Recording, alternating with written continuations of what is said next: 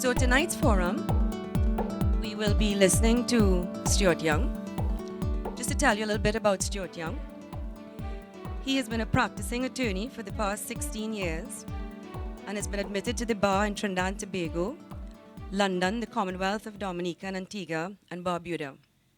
A graduate of the University of Nottingham, Young has acquired a wealth of experience in civil, commercial, banking, insurance law, industrial relations, public law, and constitutional law, and election petitions, having dealt with many complex litigation matters and matters of public importance during his career. He has appeared as counsel of commissions of inquiry, including the Piarco Commission of Inquiry, the Commission of Inquiry into the construction sector, and the Commission of Inquiry into the Hindu Credit Union and CLF. He's a member of the Honorable Society of Gray's Inn in the United Kingdom and is a founding member of Synergy TV and West Indian Sports TV stations. He also sits on a number of boards and private companies. A graduate of St. Mary's College, Young is a sport enthusiast who has competed in triathlons, has a black belt in Shokotan Karate, and has played many sports at competition level, including rugby and cricket. He was appointed to the PNM's team in the Senate as a temporary opposition senator in March 2014 and has been confirmed as the PNM candidate for the Port of Spain North St. Anne's West constituency in the forthcoming national general election. I'd like to welcome to the podium, or to the mic, Mr. Stuart Young. Thank you.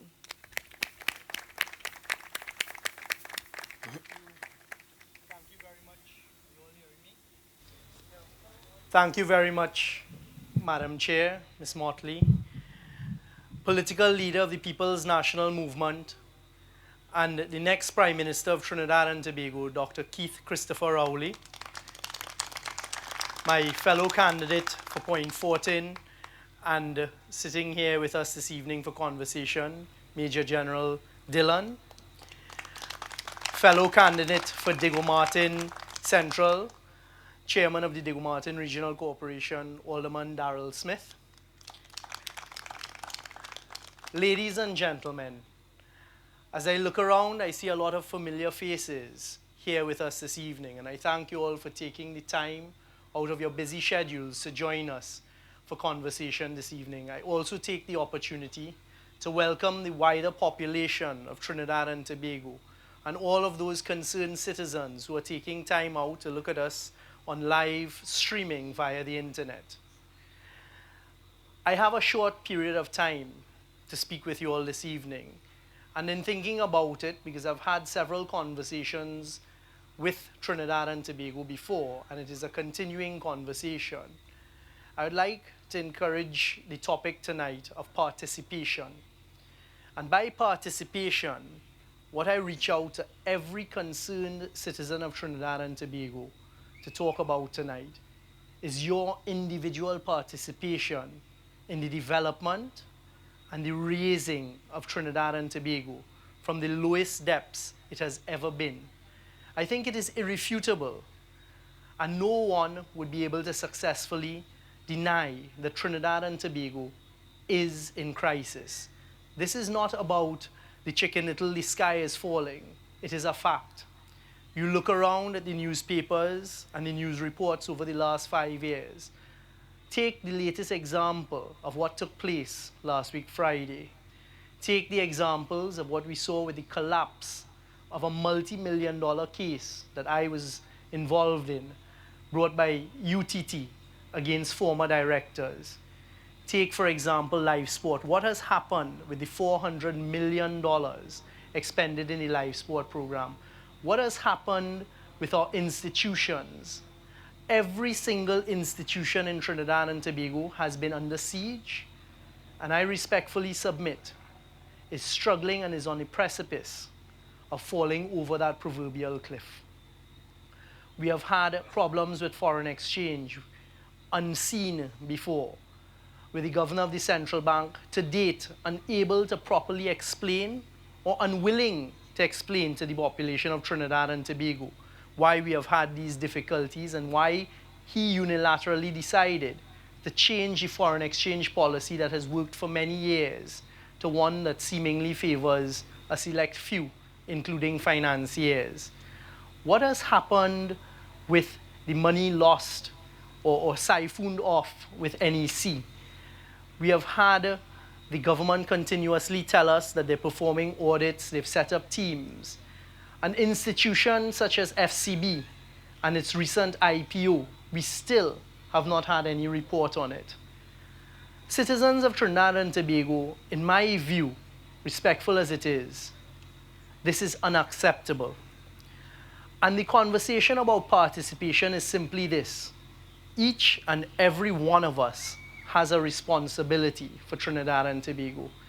Each and every one of us has family, we have children, we have grandchildren, and we have the yet unborn generations to be thinking about. And it is unacceptable for us to sit back and to do nothing about it. Everybody in Trinidad and Tobago has a role to play. We have differing roles. Not everybody needs to be a candidate. And the People's National Movement, through its transparent screening process, has chosen 41 candidates to put forward to the electorate. But no, every one of us has a role and a responsibility to play in the development of Trinidad and Tobago. It could be serving in your neighborhoods. It could be serving on state boards. There are many, many different roles to be played out.